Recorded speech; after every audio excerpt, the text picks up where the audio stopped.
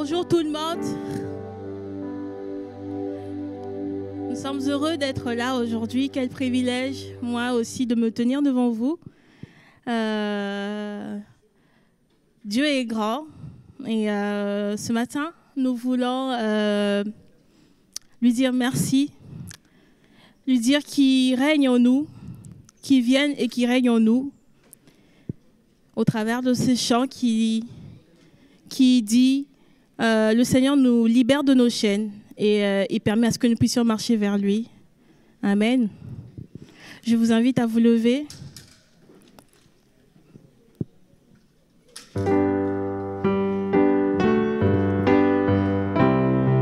Seigneur, merci. Merci pour tes bienfaits. Merci parce que tu as été avec nous cette semaine. Merci pour ta protection. Merci de nous réunir encore une fois de plus entre frères et sœurs unis, tous ensemble dans un même esprit.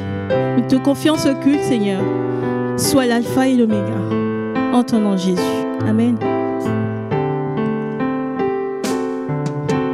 Libre de nos chaînes, nous marchons vers toi. Ta main souveraine a fermé nos pas. Armée de lumière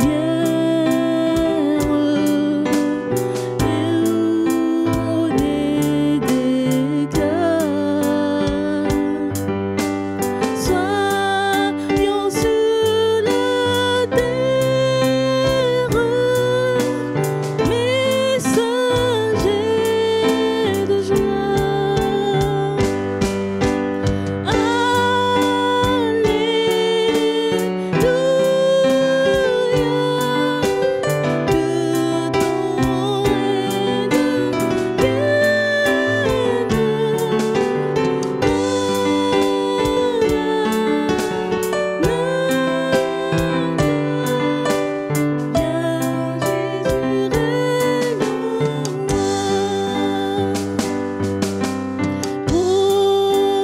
Proclamons sa grâce, nos hommes de la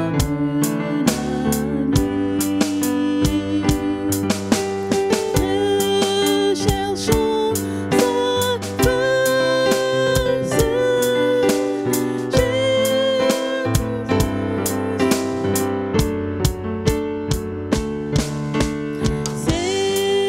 célébrons sa gloire, bannissons la peur, chantons sa victoire. Chantons sa victoire. Jésus est vainqueur. Alléluia.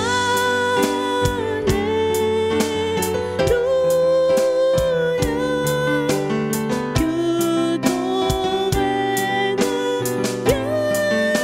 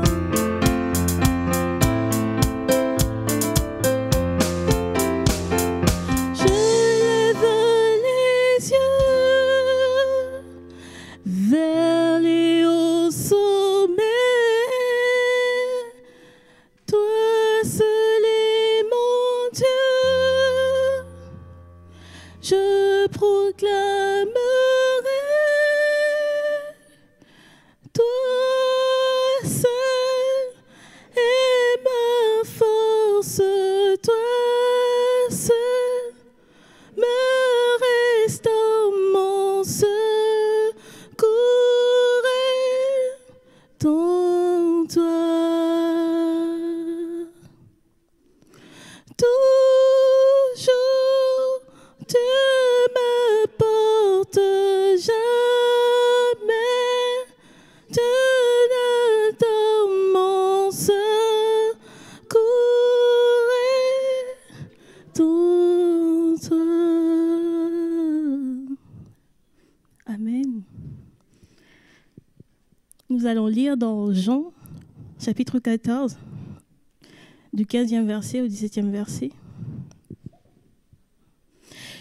Christ s'adresse à ses disciples en disant « Si vous m'aimez, respectez mes commandements. Quant à moi, je prierai le Père et il vous donnera un autre défenseur afin qu'il reste éternellement avec vous. L'esprit de la vérité que le monde ne peut pas accepter parce qu'il ne le voit pas et ne le connaît pas. Mais vous le connaissez, car il reste avec vous et il sera en vous. » Amen. Plus loin, dans le verset 25, il dit « Je vous ai dit cela pendant que je suis encore avec vous. Mais le défenseur, l'Esprit Saint, que le Père enverra en mon nom, vous enseignera toutes choses et vous rappellera tout ce que je vous ai dit. » Amen. Ce matin, nous voulons vraiment implorer le Saint-Esprit de Dieu qui puisse nous combler, qui puisse nous montrer la voie, nous aider. Vraiment que le Saint-Esprit de Dieu soit manifeste en ce lieu.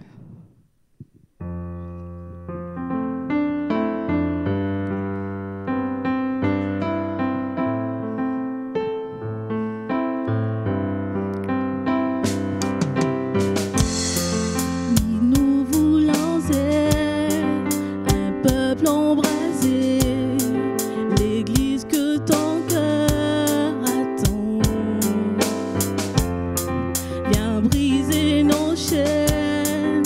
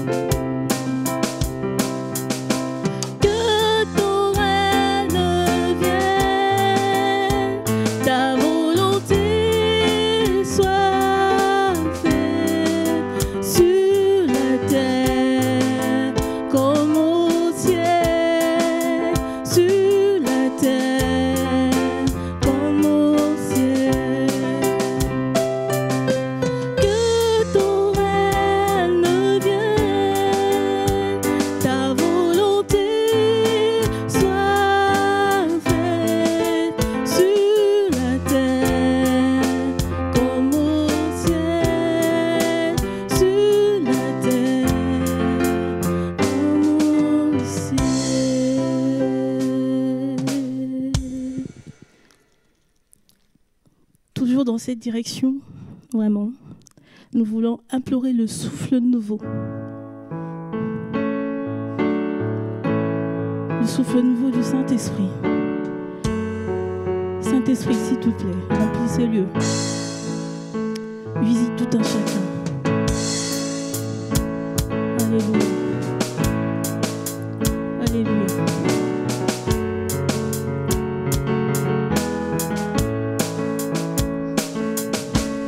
Père, je n'ai qu'un désir, être près de toi et sentir tes bras. Père, tu as envoyé ton Fils bien-aimé pour quiconque croit. Saint-Esprit qui donne vie, ranime en moi ce feu pour toi. Saint-Esprit, viens par ta pluie, rafraîchis-moi et envoie un souffle nouveau.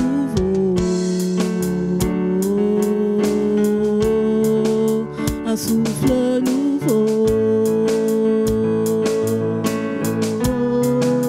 un souffle nouveau, un souffle nouveau.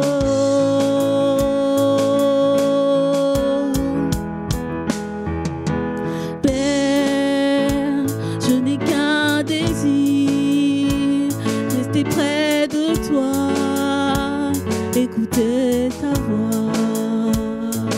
Oh Père, tu m'as tout donné et c'est à tes pieds que je veux rester.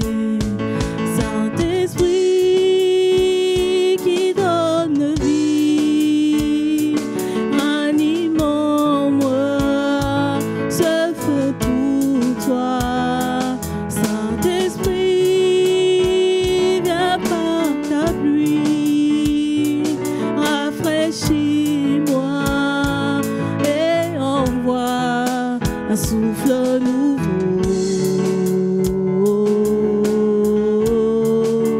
un souffle nouveau, un souffle nouveau.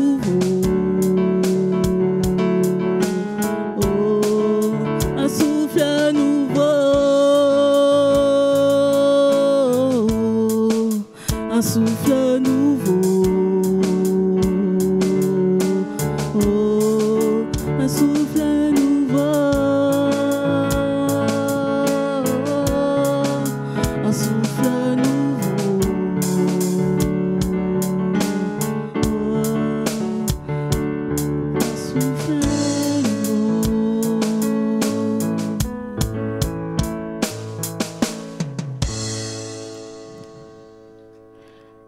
Oui, Seigneur, un souffle nouveau.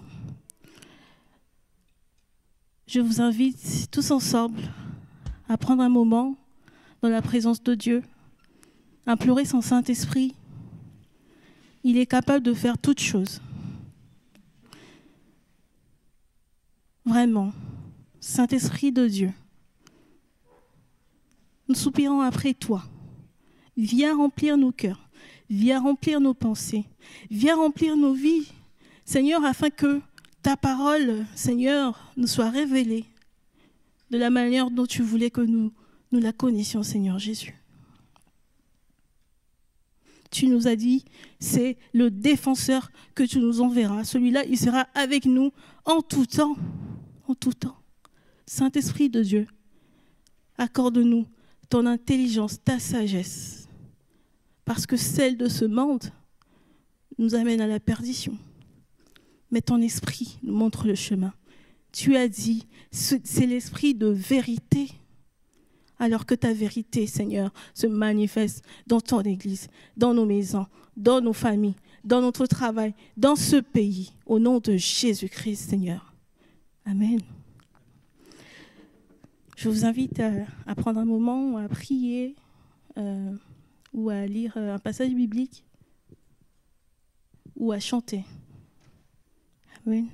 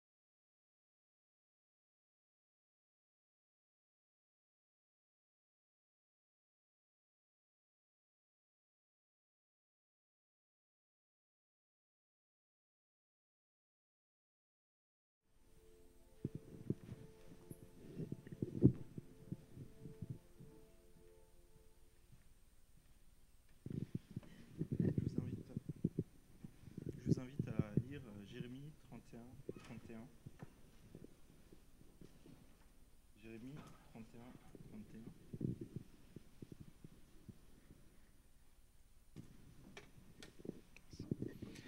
Je vous invite à lire Jérémie 31, 31. Voici les jours viennent, déclare l'Éternel, où je conclurai avec la communauté d'Israël et la communauté de Juda une alliance nouvelle. Elle ne sera pas comme l'alliance que j'ai conclue avec leurs ancêtres le jour où je les ai pris par la main pour les faire sortir d'Égypte. Eux, ils ont violé mon alliance, alors que moi, j'étais leur maître, déclare l'Éternel. Mais voici l'alliance que je ferai avec la communauté d'Israël. Après ces jours, déclare l'Éternel, je mettrai ma loi à l'intérieur d'eux. Je l'écrirai dans leur cœur et je serai leur Dieu et ils seront mon peuple. Personne n'enseignera plus son prochain ni son frère en disant « Vous devez connaître l'Éternel » car tous me connaîtront, depuis le plus petit jusqu'au plus grand d'entre eux, déclare l'Éternel. En effet, je pardonnerai leurs fautes et je ne me souviendrai plus de leurs péchés. Et Jésus, justement, accomplit cela en venant dans le monde, mais aussi particulièrement lors de ce dernier repas avec ses disciples. Il annonce que désormais, cela est accompli par son sacrifice à la croix. Et je vous invite à lire Matthieu au chapitre 26, verset 26, où Jésus instaure le repas de la Sainte Seine que nous allons célébrer dans quelques instants. Pendant qu'il mangeait, Jésus prit du pain et prononça la prière de bénédiction. Puis il le rompit et le donna aux disciples en disant « Prenez, mangez, ceci est mon corps ». Il prit ensuite une coupe et remercia Dieu. Puis il leur la donna en disant « Buvez-en tous ». Car ceci est mon sang, le sang de la nouvelle alliance qui est versé pour beaucoup pour le pardon des péchés. Je vous le dis, je ne boirai plus désormais de ce fruit de la vigne jusqu'au jour où je le boirai à nouveau avec vous dans le royaume de mon Père.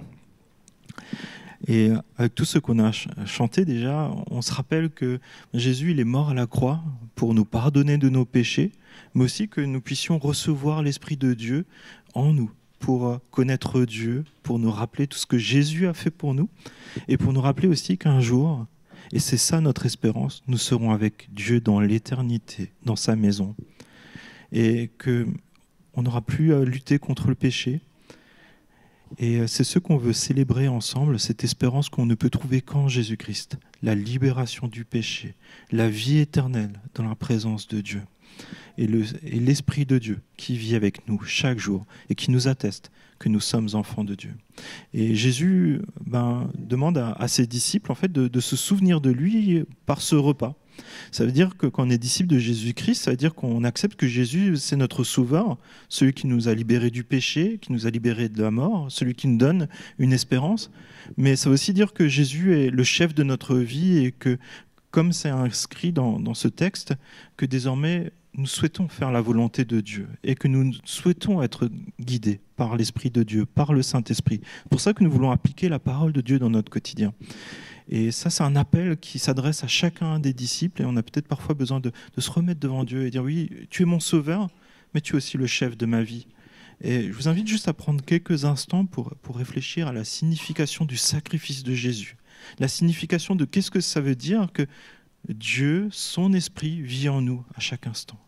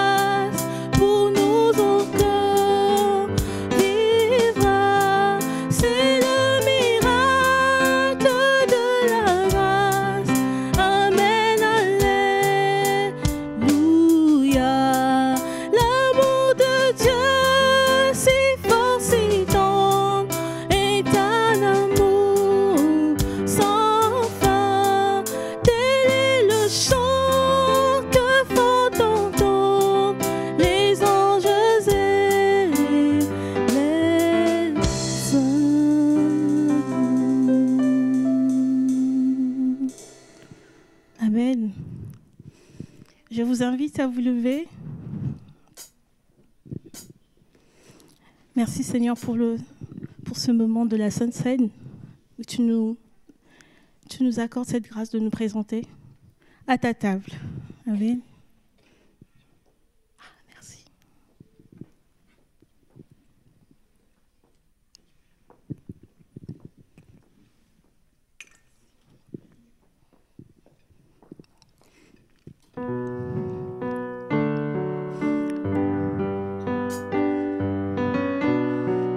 Oui, permets que nos vies soient transformées, Seigneur, au travers de ton sang et de ton corps, Seigneur. Que nos vies évoluent dans ta marche, Seigneur, que nous puissions grandir dans l'esprit et en vérité. Amen.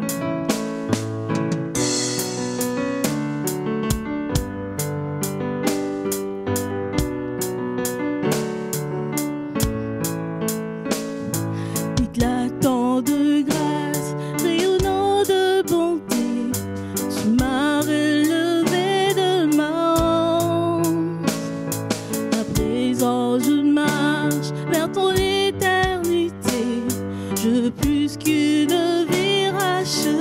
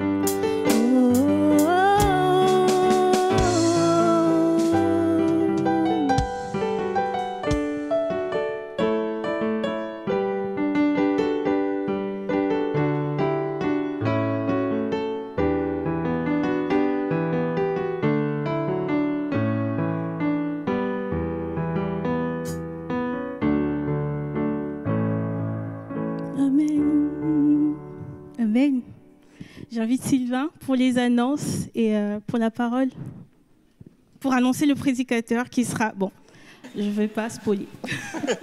Tu ne spoiles pas. Je vous invite à saluer votre voisin. Vous pouvez vous déplacer un peu. Vous pouvez lui dire que vous êtes content de le voir. En forme, réveillé avec 1 heure de sommeil en plus.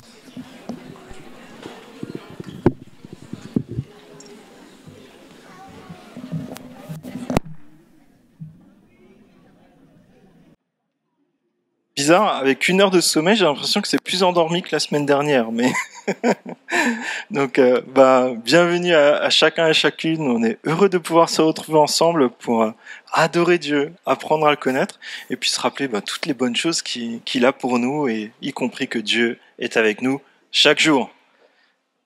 Amen. Merci pour la personne qui est avec moi. Amen. Oui, Seigneur. Je vais simplement vous partager quelques informations sur la vie de notre Église pour cette semaine. Alors, cette semaine, en fait, nous aurons les groupes de maison, et donc il n'y aura pas groupe de maison à Veneux jeudi, mais il y aura groupe de maison à Vulaine à 20h30, et vendredi, on m'a fait des signes, mais... Ah, d'accord, tout le monde a changé tout de suite, ok, d'accord. Ok, abandonné jeudi, tout le monde se retrouve vendredi. Donc, Vulaine, le groupe de maison de Vulaine se retrouve vendredi à 20h30, Nemours à 19h et Varennes à 19h30. Donc, les groupes de maison, le principe est simple, c'est de se retrouver en plus petit comité pour apprendre à connaître Dieu, le louer ensemble, partager nos sujets de prière, vivre la communion fraternelle. Et c'est vraiment un lieu d'encouragement, et on invite vraiment toute l'Église à choisir un groupe de maison et de pouvoir s'y intégrer, parce que je pense vraiment que c'est un lieu de croissance spirituelle, de soutien spirituel, et que ça fait partie de la vie normale des chrétiens aussi, de pouvoir se retrouver en dehors des cultes. Aussi, je pense que pour les groupes de maison, c'est bon. Si vous souhaitez avoir les coordonnées d'un des responsables des groupes de maison, vous pouvez aller vers l'équipe d'accueil qui pourra vous renseigner et vous rediriger vers un des responsables. Aussi, samedi, on a notre 2e samedi de travaux. On avait des travaux hier, donc merci à tous ceux qui ont pu y participer, aussi pour le bon repas qu'on a pu partager. Merci encore pour les mains de chacun. Et on continue ce samedi avec des travaux particulièrement sur la partie arrière du bâtiment. Alors ici, ça paraît à peu près fini, mais si vous passez ces portes, vous verrez que c'est pas du tout fini. Donc si vous voulez en avoir le cœur net, vous pouvez y aller, vous pouvez regarder, l'équipe d'accueil pourra vous accompagner. Mais en fait, cet espace, il est surtout dédié pour l'enfance de l'Église. On a beaucoup d'enfants dans l'Église et on souhaite qu'ils puissent avoir un enseignement adapté à leur âge. Et c'est pour ça qu'avec les parents, puis aussi les adultes de l'Église, on va aussi s'y impliquer pour que ça puisse avancer et qu'on puisse aussi exploiter ces locaux pleinement pour la gloire de Dieu, l'enseignement des enfants. Et donc, rendez-vous samedi de 9h à 17h pour travailler ensemble pour la gloire de Dieu dans la bonne humeur. Et on rappelle aussi qu'il y a plusieurs sessions de baptême qui sont à venir, et aussi si vous n'êtes pas baptisé adulte, on vous invite vraiment à pouvoir y réfléchir et profiter d'un accompagnement spirituel aussi pour ouvrir la Bible ensemble et voir qu'est-ce que la Bible dit du baptême. Et donc n'hésitez pas à vous rapprocher de l'équipe d'accueil qui pourra aussi vous renseigner en vue d'avoir un rendez-vous pour échanger ensemble sur ce beau projet que Dieu a pour nous, c'est de se faire baptiser pour montrer notre appartenance à Dieu, entre autres. Aussi, je vous rappelle que tous les dimanches matins, à 9h, on a un temps précieux pour la vie de notre Église, un temps où on lit la parole de Dieu ensemble, à haute voix, et on prie ensemble. Et c'est vraiment un rendez-vous, je pense, qui est important pour notre Église, et je vous invite vraiment à pouvoir y prendre part, et peut-être pour certains, à le découvrir, justement. Et c'est vraiment un temps d'édification, et un temps qui fait, je pense, beaucoup de bien à nos familles et à notre Église. Aussi, si vous avez besoin peut-être d'un temps de prière, vous passez peut-être par une saison difficile ou peut-être vous avez vécu quelque chose de génial cette semaine et vous voulez simplement prier ensemble pour remercier Dieu pour cela. Il y a les anciens, donc les responsables de l'Église, qui sont à votre disposition aussi pour partager ce temps à la fin du culte. Si vous voyez pas qui sont les anciens, vous pouvez aussi aller vers l'équipe d'accueil qui vous redirigera vers eux, mais on veut vraiment prier Dieu pour tout ce qu'il permet dans notre vie et lui demander aussi la sagesse et le discernement pour cela. Aussi, à la fin du culte, il y a la librairie qui se tiendra à votre disposition pour avoir des livres adaptés du plus jeune âge aux personnes adultes aussi. Aussi, Dieu nous confie à tous du temps, il nous confie à tous des finances et on veut aussi remercier Dieu pour cela en lui redonnant une partie de notre temps, une partie de nos finances. Et pour donner une partie de notre temps, vous l'avez vu, il y a les travaux, mais il y a aussi d'autres choses. Donc n'hésitez pas aussi à aller vers l'équipe d'accueil si vous souhaitez peut-être intégrer un ministère dans l'Église. Mais aussi pour les finances, vous pouvez aussi y contribuer pour le bon fonctionnement de l'Église, mais aussi finalement pour donner une part tout simplement à Dieu en geste d'adoration. Et c'est le tronc qui se trouve là-bas. Donc c'est la boîte en bois ou sinon les informations que vous pouvez trouver auprès de l'équipe d'accueil ou sur le site internet de l'Église. Donc j'invite Valdo à s'approcher. C'est Valdo qui est un de nos prédicateurs qui va nous apporter la parole de Dieu ensemble. Et j'invite aussi les enfants à se diriger vers leur salle pour rejoindre leur super moniteur pour un temps d'enseignement biblique.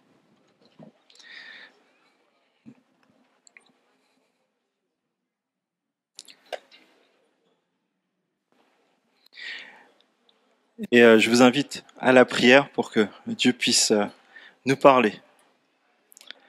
Merci Père pour tout ce qu'on a déjà pu vivre ensemble ce matin par les chants, par les prières, pour ces temps d'édification que tu nous donnes pour te connaître et puis aussi sonder nos cœurs, Seigneur. Et je te prie, s'il te plaît, que tu continues de sonder nos cœurs par l'annonce de ta parole lors de ce temps de prédication. Je te prie, s'il te plaît, que tu puisses vraiment nous mettre à ta disposition, Seigneur, pour que nous puissions être focus sur toi et ce que tu désires pour nous, Seigneur.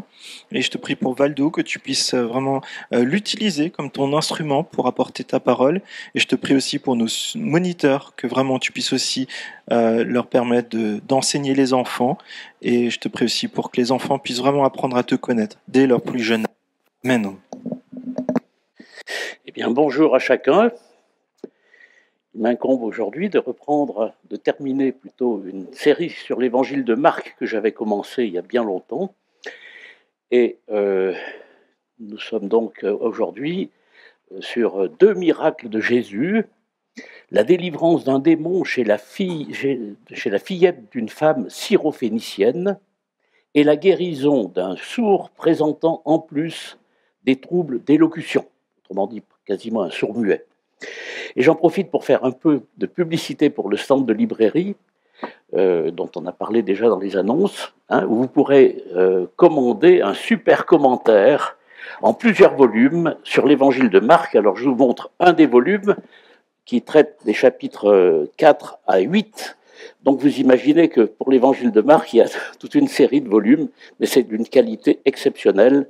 C'est rédigé par Dominique Anger, qui est un professeur de théologie, qui est au Canada, qui a enseigné à l'Institut biblique de Genève, peut-être que Sylvain l'a connu, mais enfin en tout cas c'est un excellent pédagogue, et si vous voulez faire un cadeau pour Noël à votre conjoint, à vos enfants, etc., eh bien voilà une excellente idée, les commentaires bibliques.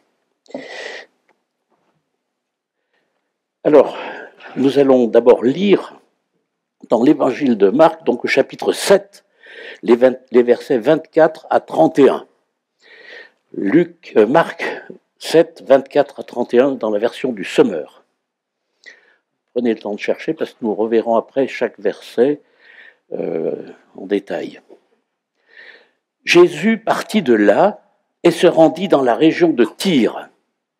Il entra dans une maison, il ne voulait pas qu'on sache qu'il était là, mais il ne put cacher sa présence. En effet, à peine était-il arrivé qu'une femme qui avait entendu parler de lui et dont la fillette était sous l'emprise d'un esprit mauvais, vint se jeter à ses pieds. C'était une femme païenne originaire de Syrophénicie. Elle le supplia de chasser le démon qui tourmentait sa fille. Jésus lui dit, « Laisse d'abord se rassasier les enfants de la maison, car il ne serait pas convenable de prendre le pain des enfants pour le jeter aux petits chiens. » « Sans doute, Seigneur, reprit-elle, mais les petits chiens qui sont sous la table mangent les miettes que laissent tomber les enfants. » Et Jésus de répondre, « À cause de cette parole, va, retourne chez toi, le démon vient de sortir de ta fille. » Elle rentra chez elle et trouva son enfant couché sur le lit. Le démon était parti. Le message central de notre texte, la première partie de notre texte, parce que nous lirons la deuxième guérison tout à l'heure, donc le message central pourrait se résumer ainsi.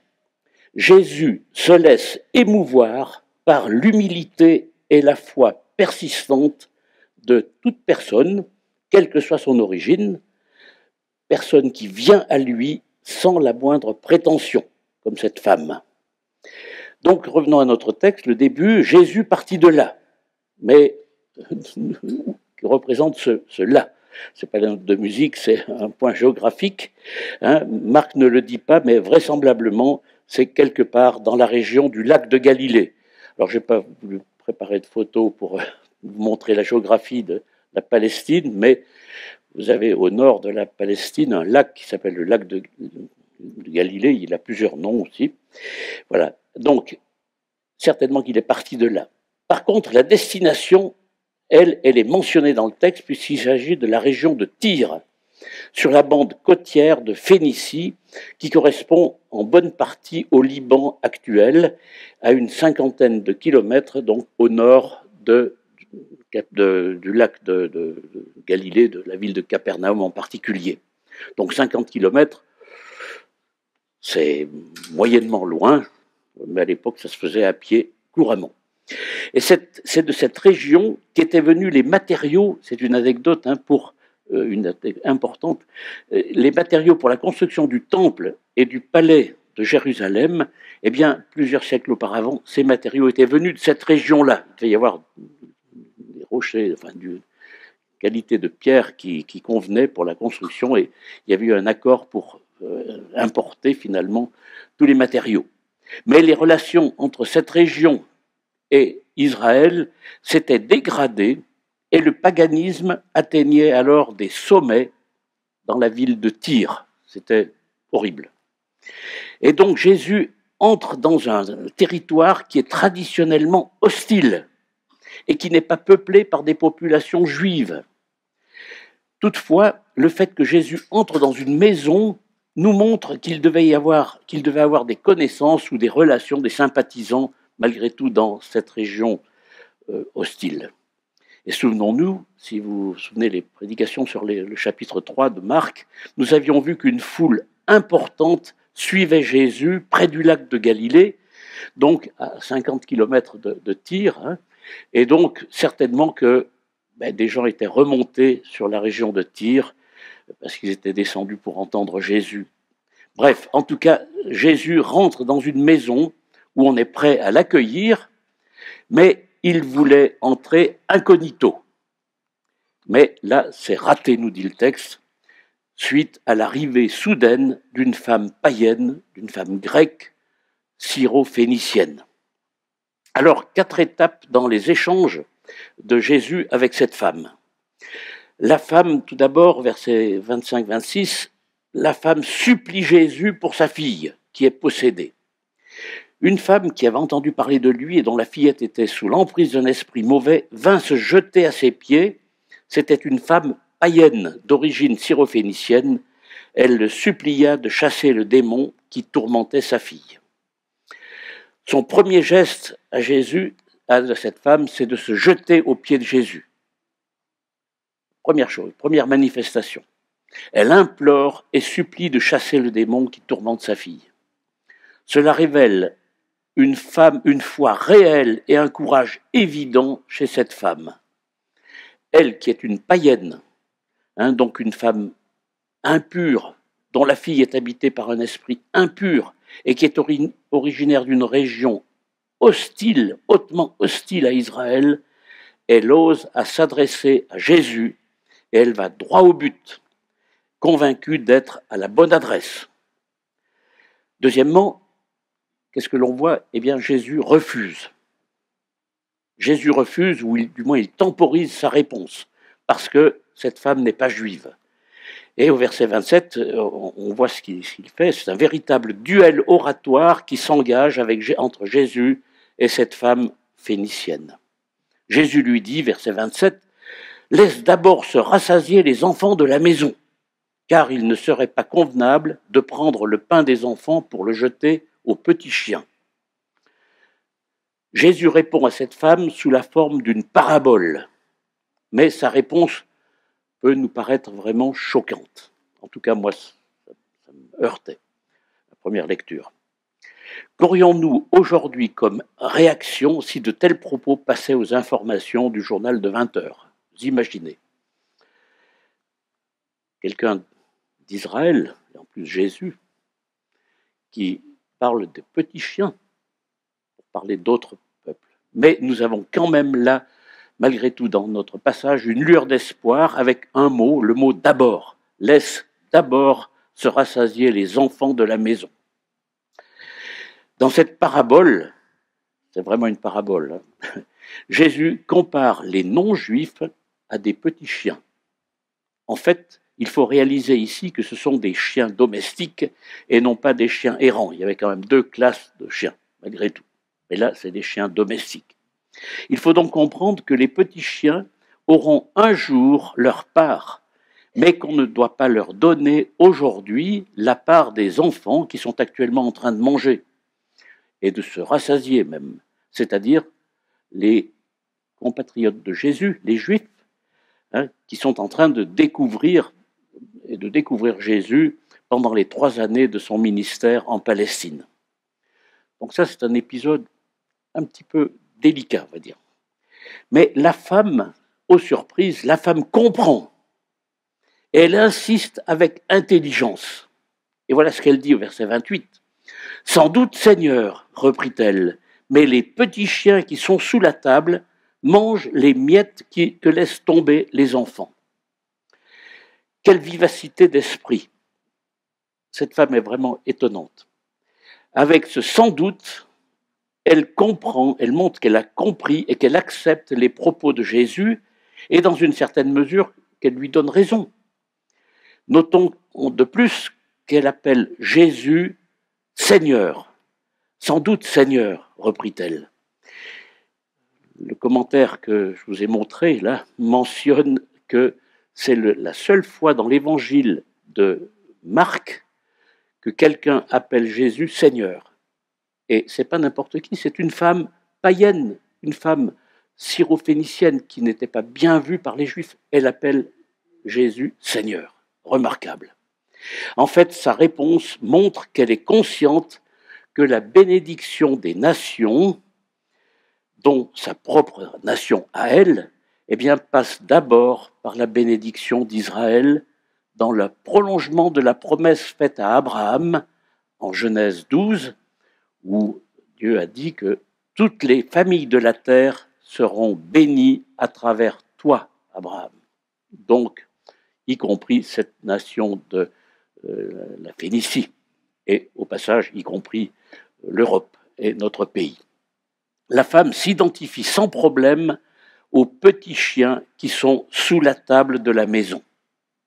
Elle a compris la parabole, elle s'identifie aux petits chiens. Et son imagination, son intelligence, sa foi en Jésus et aussi sa volonté d'obtenir de lui la guérison de sa fille, la pousse à répondre à Jésus en prolongeant cette parabole des enfants et des petits chiens, en évoquant ces miettes qui tombent de la table des enfants. Elle s'identifie aux petits chiens et veut profiter elle-même des miettes de la nourriture des enfants, nourriture constituée par les bienfaits de la présence de Jésus et aussi constituée par sa puissance guérissante dont les Juifs profitent déjà.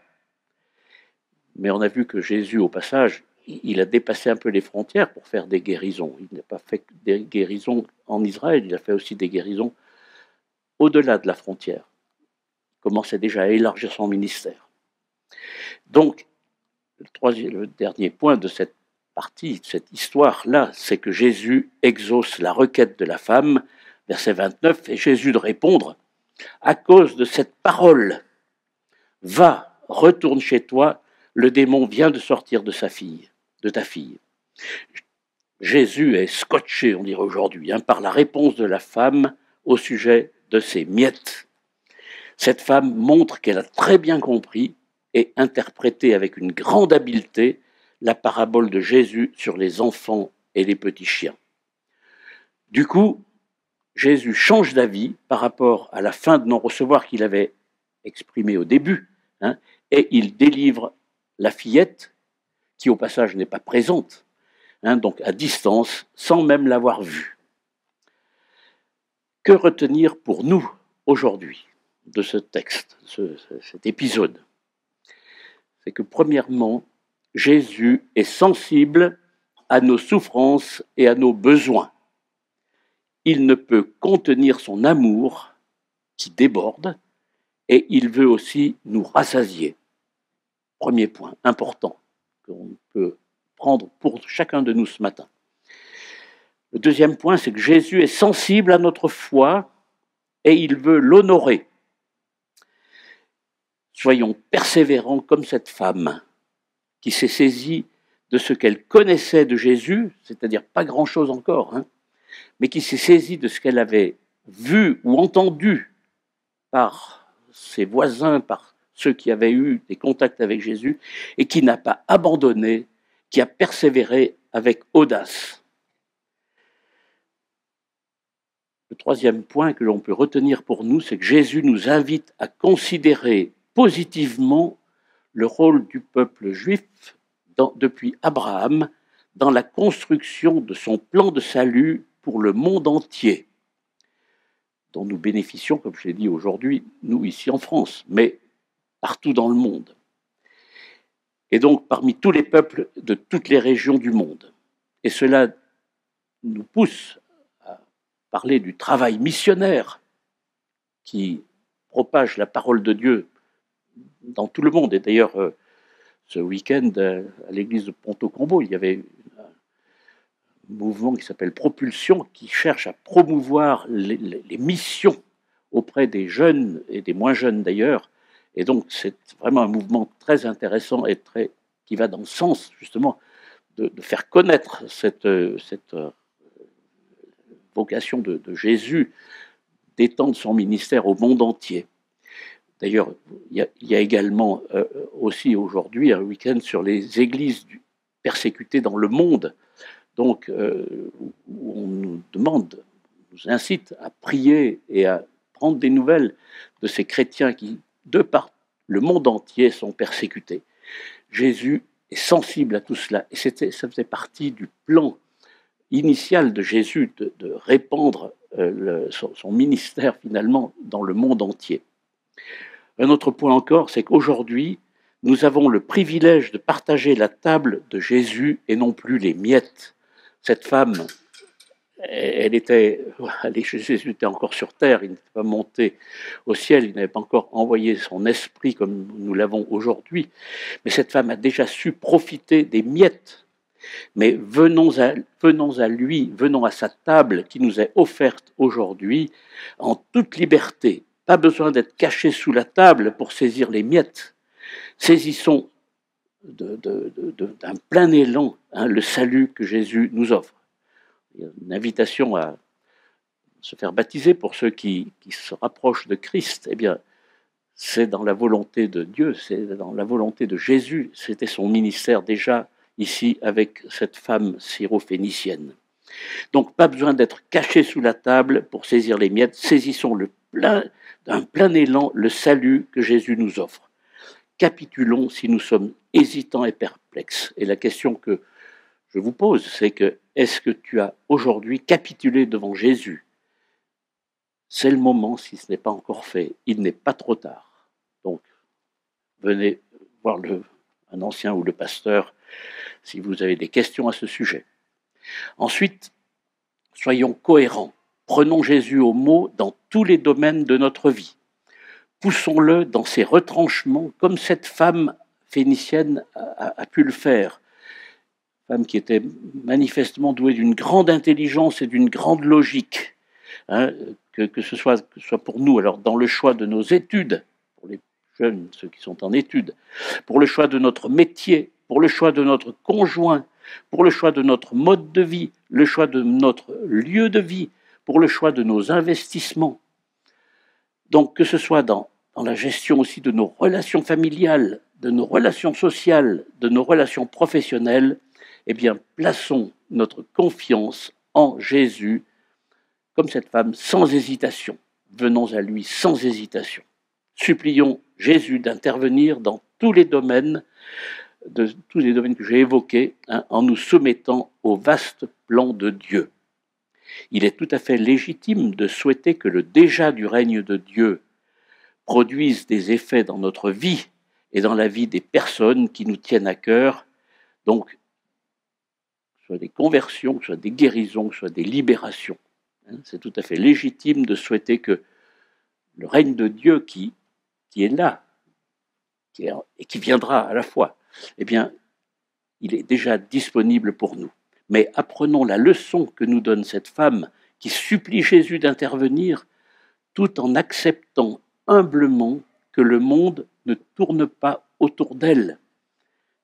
Elle a accepté de rester sous la table, de manger les miettes en quelque sorte.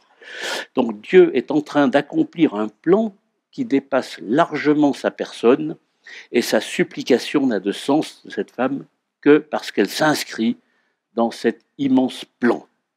De même, la manière dont nous exprimons nos désirs les plus intimes à Dieu sans hésiter, et à Dieu, eh bien, de même, exprimons nos désirs les plus intimes à Dieu sans hésiter à ajouter, comme l'a fait Jésus lui-même en Marc 14, verset 36, « Cependant, qu'il arrive non pas ce que moi je veux, mais ce que toi tu veux. » Quelquefois, Dieu nous recadre, Dieu replace nos priorités en les calant sur les siennes que nous ne connaissons peut-être pas. Et à l'époque de Jésus, la pureté et l'impureté étaient souvent un enjeu foncièrement relationnel. Jésus ne regarde pas à cette femme grecque comme impure, mais il répond à sa demande. Et comment, moi, me positionner par rapport à des personnes que certains classent aujourd'hui dans des catégories peu fréquentables? Puis-je m'approcher de telles personnes? Sont-elles assez pures pour moi? Eh bien, Jésus opère différemment.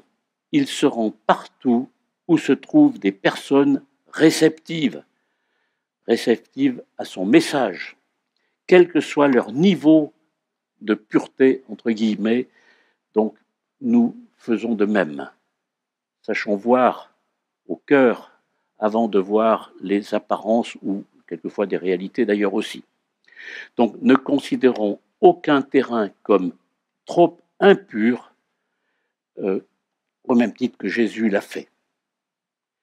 Alors, il m'incombe de parler maintenant, je vois l'heure, oui, ça va.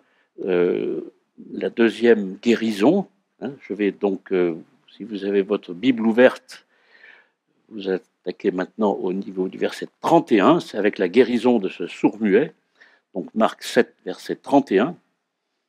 Je passe rapidement, sans transition. Jésus quitta la région de Tyr, où nous étions. Il passa par Sidon et regagna le lac de Galilée en traversant le territoire des 10 villes. On lui amena un sourd qui avait du mal à parler et on le pria de lui imposer les mains. Jésus l'emmena seul avec lui, loin de la foule. Après avoir posé ses doigts sur les oreilles du malade, il les humecta de salive et lui toucha la langue. Alors il leva les yeux au ciel, poussa un soupir et dit « Ephata », ce qui signifie « ouvre-toi ». Aussitôt, les oreilles de cet homme s'ouvrirent, sa langue se délia et il se mit à parler correctement. Verset 36, Jésus recommanda à ceux qui étaient là de n'en rien dire à personne. Mais plus il leur défendait, plus ils en parlaient.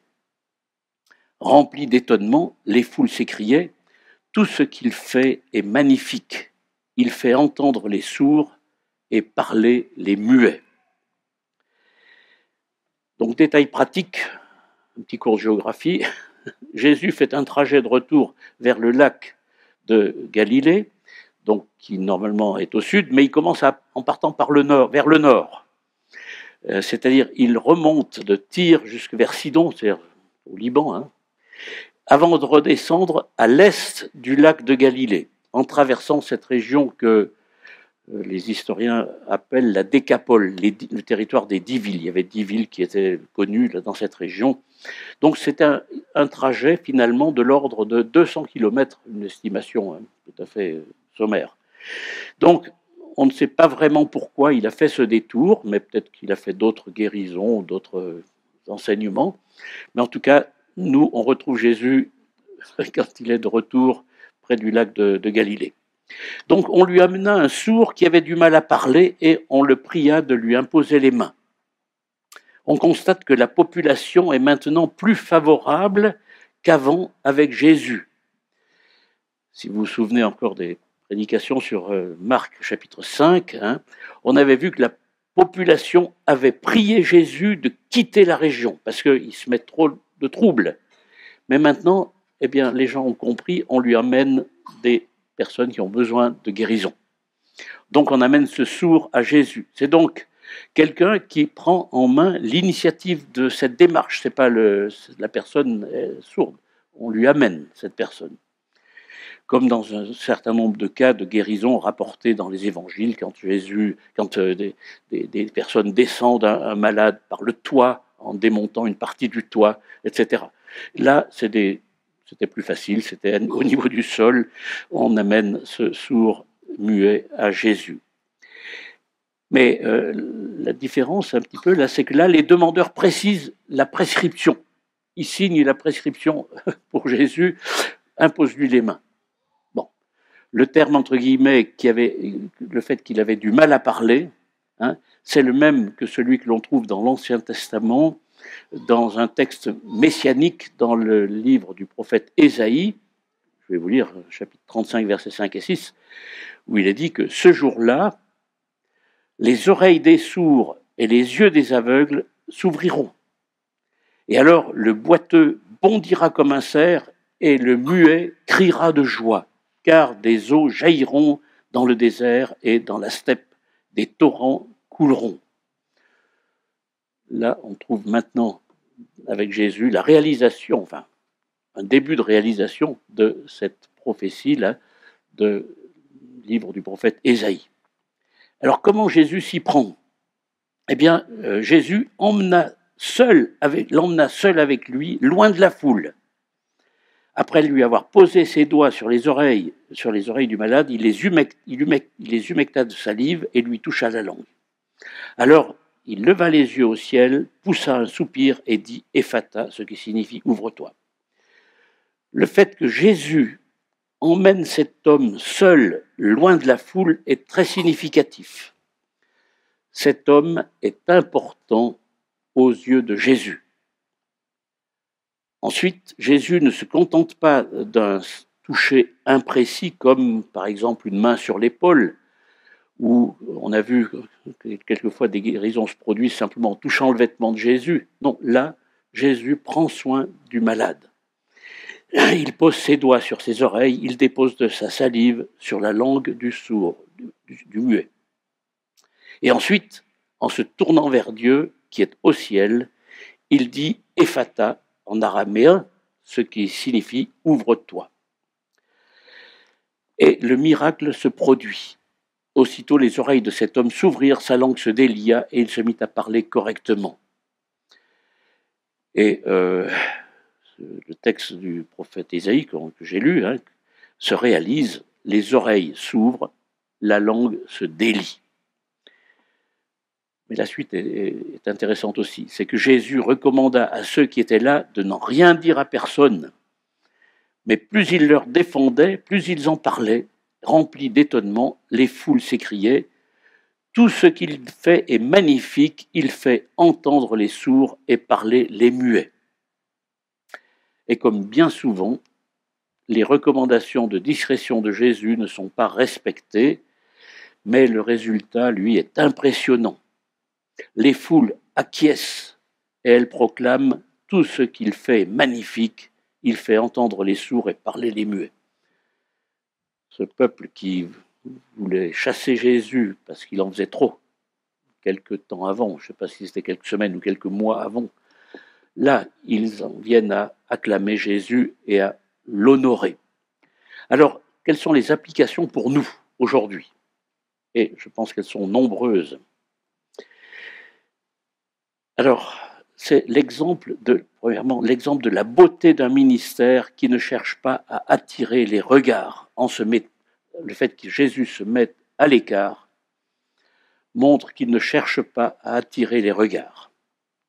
Jésus évitait la publicité pour diminuer le risque de malentendus autour de son ministère. Avec le sourd d'aujourd'hui, il s'est même mis complètement en retrait. À l'inverse, quand nous tentons d'attirer les regards sur nous, dans le cadre de nos ministères, de notre ministère ou de notre témoignage, nous ne faisons qu'augmenter le risque de malentendus. Nous risquons de communiquer que nous sommes plus proches de Dieu que nous ne le sommes réellement. Nous pouvons communiquer aussi que notre vie de prière est exemplaire et que nos dons sont supérieurs à ceux des autres. Nous pouvons aussi induire que notre charisme suffit à transformer les personnes. C'est nous qui pouvons transformer les personnes, alors que c'est Dieu. Et nous pouvons aussi voir que les gens peuvent s'attendre à toutes sortes de miracles par notre entremise. Les gens viennent plutôt à nous plutôt que à Jésus. Donc réjouissons-nous chaque fois que Jésus est annoncé fidèlement, chaque fois qu'une personne se rapproche de lui, et ce, même lorsque notre ministère ou notre témoignage n'y est pour rien. Ça, c'était le premier point, première application, premier enseignement pour nous. Deuxièmement, retrouvons notre motivation en inscrivant notre vie dans le programme de Ésaïe 35 que j'ai lu. En dirigeant nos regards vers Dieu, vers Jésus, pour déclencher la guérison. Et n'orientons pas les regards de ceux qui nous entourent vers nous-mêmes. Donc, que notre motivation soit vraiment celle de Dieu. Troisièmement, dans la perspective du retour de Christ, une des priorités pour nous est que nous sachions entendre la parole et la redire autour de nous. Que Dieu débouche nos oreilles et donne de l'efficacité à notre langue pour que nous puissions annoncer distinctement la bonne nouvelle de l'Évangile. Il n'est pas bon de simplement colporter les miracles. Ce qui compte, c'est de transmettre les enseignements sur la personne de Jésus. En effet, personne ne sera sauvé en entendant parler d'un miracle, mais c'est en entendant parler de Jésus et en suivant les enseignements qu'une personne pourra être sauvée, en suivant ces enseignements qu'une personne pourra être sauvée. N'arrêtons pas de prier pour que nos proches non chrétiens puissent eux aussi entendre correctement le message du salut en Jésus-Christ pour pouvoir ensuite eux-mêmes en parler distinctement autour d'eux pour l'annoncer. Que d'enseignements avec ces deux paraboles, et je suis loin d'avoir tout exploré, mais en si peu de versets, nous avons une richesse fabuleuse, et je vous invite à vraiment relire ces textes de l'Évangile, aussi avec l'accompagnement d'un excellent commentaire, ça aide beaucoup. Mais voilà, c'est ma demande pour vous. Donc je vous invite à la prière. Prions. Merci Seigneur pour l'exemple de foi de cette femme qui a su se concentrer sur l'essentiel, c'est-à-dire la guérison par toi de sa fille, mais qui en même temps a manifesté une juste compréhension de ton plan de salut pour le monde entier. Que tu nous donnes de ne pas nous relâcher dans notre intercession pour le salut de nos proches, mais aussi de développer cette vision missionnaire pour l'annonce de la bonne nouvelle en Jésus dans le monde entier. Que tu délies notre langue pour oser parler de toi et de tes merveilles auprès comme au loin. Amen.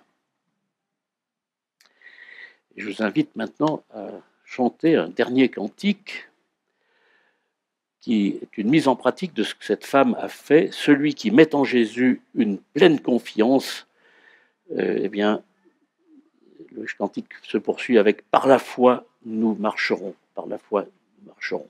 C'est ce que je souhaite que nous puissions vraiment mettre en pratique dans notre vie personnelle.